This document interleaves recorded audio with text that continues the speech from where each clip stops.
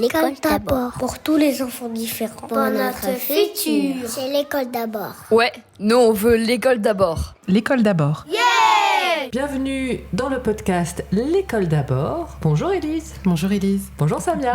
Bonjour Élise. Et bonjour Élise. Bonjour Samia.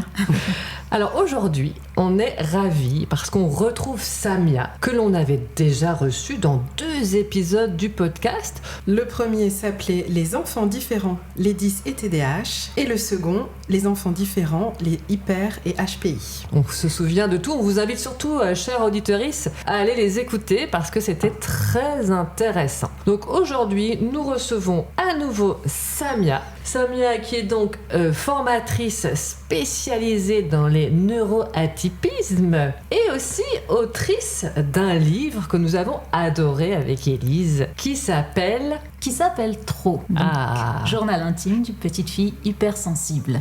Donc c'est à mettre entre les mains de tous les enfants. À partir de quel âge ? Alors en fait, je l'ai rédigé même pour les tout petits, c'est-à-dire que c'est un livre que les enfants peuvent lire avec leurs parents pour savoir un peu ce qu'est l'hypersensibilité. En gros, c'est l'histoire d'une petite fille, Lily, qui raconte son quotidien d'enfant hypersensible. Et l'idée, ce n'était pas de donner des solutions, mais vraiment, tout simplement, de raconter ce qu'un enfant hypersensible peut ressentir. Donc les enfants peuvent le lire avec leurs parents, en ayant un dialogue dessus. Ils peuvent aussi le lire tout seuls, et notamment, justement, c'est pensé pour les enfants qui ont des troubles 10 ou un TDAH, parce que je l'ai fait très très court, justement parce que je voulais que chaque enfant puisse le lire aussi tout seul, avec donc la mise en page adaptée. Et donc les enfants malvoyants aussi pourront le lire à présent puisqu'il est paru en braille grâce à la maison d'édition Mes mains en or, que je remercie aussi.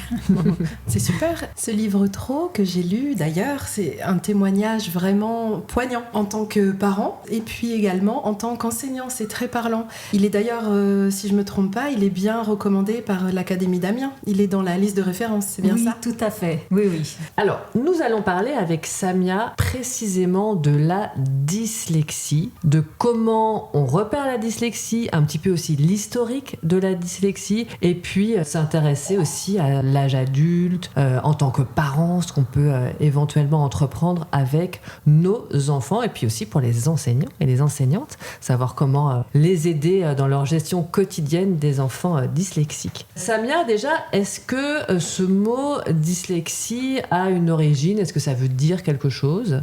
Absolument, oui. Le mot dyslexie, en fait, ça vient du grec ancien. Donc, dys, c'est un trouble ou une difficulté, et lexis, c'est le langage. Donc, cette dyslexie, c'est vraiment donc, un trouble spécifique du langage, et notamment écrit. Donc, il va concerner plus particulièrement la lecture. Donc, nous l'avions vu la dernière fois, c'est plus vaste que ça quand même, mais c'est donc principalement la lecture et le langage écrit qui va être impacté. Donc il n'y a aucune autre... si, en fait, ça peut être un peu transversal, parce que pour toutes les matières, je pense à l'école, toutes les matières disciplinaires, finalement, ça va être tout ce qui va être aussi consigne écrite, etc. Exactement. Tout ce qui va concerner l'écrit, finalement, il va pouvoir y avoir quelques petites difficultés. Alors, nous, on te connaît parce que tu étais professeur dans une école juste à côté de chez nous. Mais comment tu en es venue à t'intéresser aux 10 et aux neuroatypies ? Un petit peu par hasard, en fait. Je t'avoue. Le hasard fait bien les choses. Oui, j'ai trouvé aussi. En fait, ce qui s'est passé, c'est que j'ai eu mon concours très jeune. Donc, j'ai été affectée dans des établissements scolaires et notamment en tant que maître E, donc enseignante spécialisée. Et c'est là que j'ai vraiment été face à des enfants qui avaient ce type de troubles. Et en fait, j'ai vraiment adoré. Et je me suis dit que je voulais vraiment continuer à travailler sur le sujet, d'autant plus parce que si je voulais être enseignante à la base, c'était aussi pour pouvoir aider tous ces élèves, tous les enfants, quels qu'ils soient et quels que soient leurs troubles. Et c'était vraiment une très très bonne entrée en matière. Donc je me suis lancée dans tout ce qui était recherche au départ de façon plus personnelle, sur les troubles 10, le TDAH, les cerveaux hyper. Et puis petit à petit, j'ai approfondi mes compétences, notamment avec des formations. Oui, donc tu parlais des recherches sur le cerveau, parce qu'on rappelle que le 10, c'est pas une maladie dont on guérit. Au départ, c'est un fonctionnement du cerveau qui est différent. Alors on m'a toujours dit ça, mais je ne sais pas si l'on peut expliquer simplement en quoi ce fonctionnement est différent. Oui, En fait, c'est vraiment un trouble, c'est-à-dire qu'on peut l'assimiler donc à un handicap. Ce n'est pas juste un simple retard. Donc comme tu dis très bien, on ne va pas guérir comme si c'était une maladie. On peut tout à fait rééduquer et progresser. Ça, bien entendu, ce n'est pas parce qu'on a une dyslexie qu'on ne va pas pouvoir réussir dans la vie, qu'on ne va pas pouvoir réussir dans ses études. Pas du tout. Et même loin de là, avec des bonnes adaptations, on peut réussir. Par contre, en effet, le trouble restera. Et c'est là qu'il faut bien faire la différence justement entre un vrai trouble de dyslexie et simplement un retard au niveau des apprentissages qui peut durer, ce fameux retard, mais qui pourra être comblé. Alors que la dyslexie, c'est vraiment un handicap. Le retard va être persistant, les difficultés vont être persistantes, mais ça va durer toute la vie.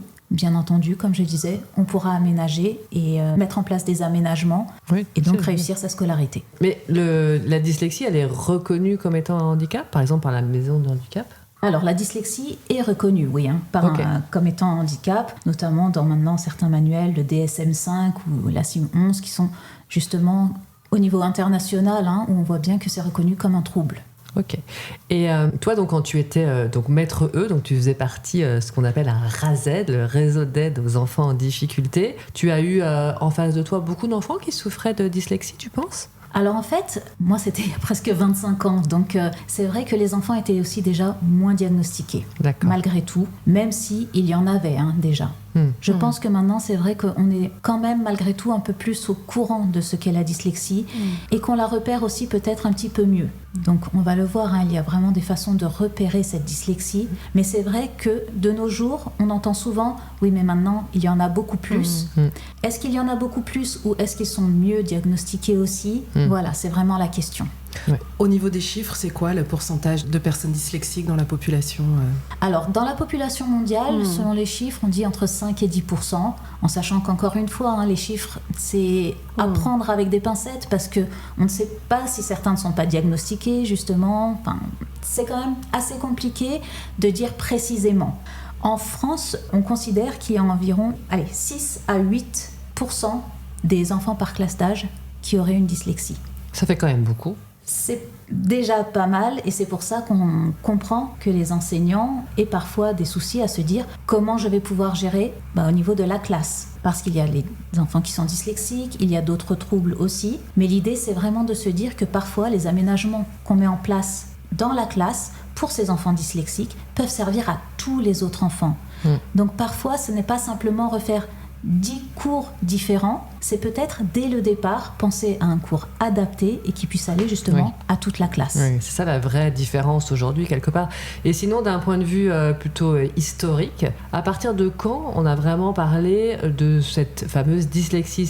Moi j'ai l'impression que c'est vraiment assez récent, mais peut-être pas, peut-être que je me trompe. Ah non, les premiers travaux, la première mention historique, elle date de 1887. Donc la dyslexie, c'est pas nouveau. Non, c'est clair. Et donc déjà, ça existait déjà avant et on s'en est rendu compte, un médecin allemand a utilisé ce mot pour la première fois en 1887, donc ça date. Et c'est après que Donc ça vient de l'Allemagne en fait, ce mot dyslexie, apparemment. Oui. Ok. Alors en allemand, je ne sais pas. Ah ouais, ok, intéressant.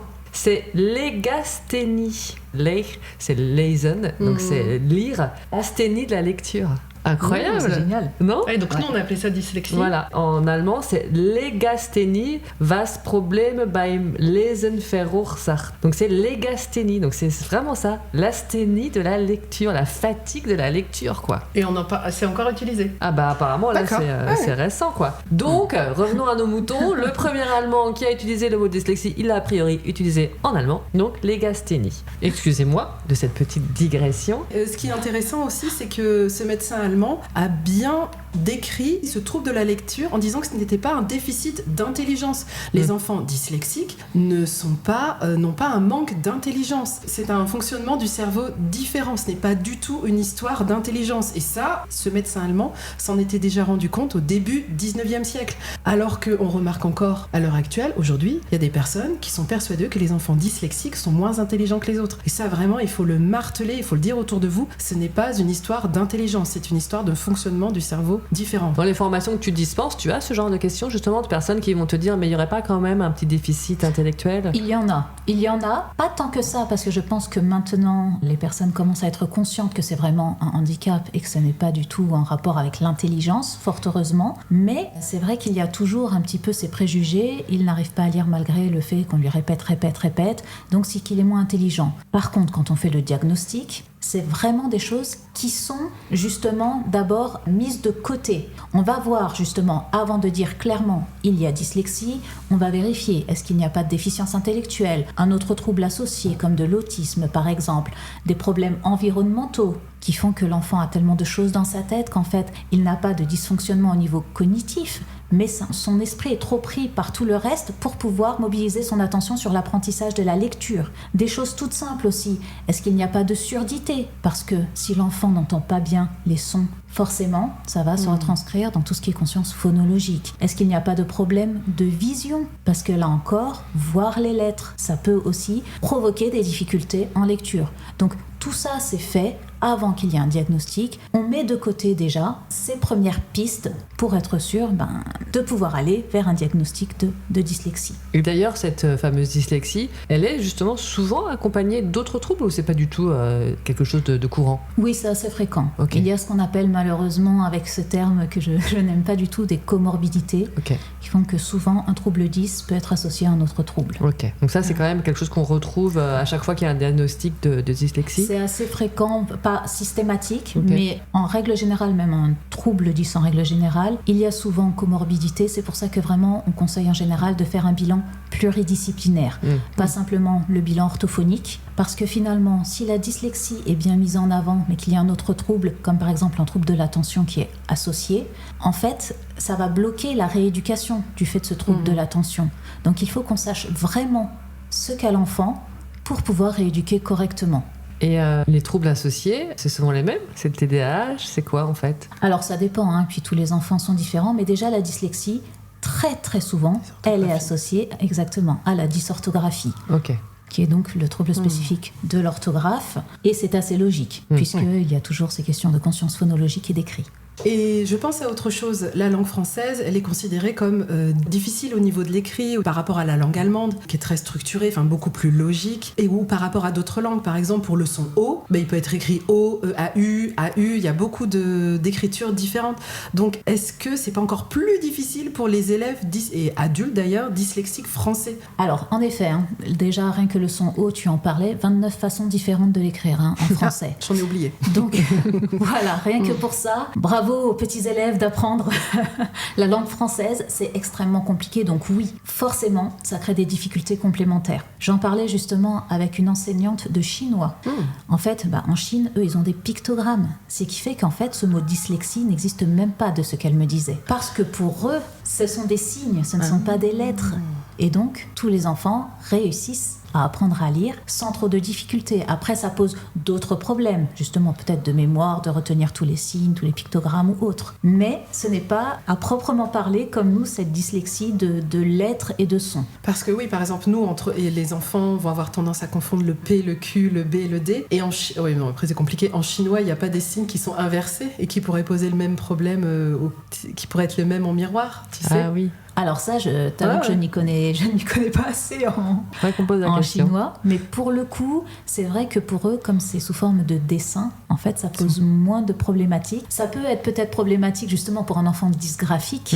Là, je pense que oui, ça peut peut-être poser des problèmes complémentaires. Mais au niveau de la dyslexie, en tout cas, apparemment, pour ça, il n'y a pas de souci pour un enfant qui apprend le chinois. Donc ça voudrait quand même dire qu'en fonction du pays, de la langue parlée, peut-être la proportion de personnes touchées par la dyslexie, elle peut être un petit peu différente. On sait un peu au niveau européen comment ça se passe? Alors, au niveau européen, si je ne me trompe pas, c'est vrai qu'on estime qu'il y a des variations quand même. Okay. Je crois que c'est entre 5 et 17%. Ah oui, donc peut-être ça dépend de la langue. Ça, voilà. Parler. Et puis le nombre de lettres, de sons.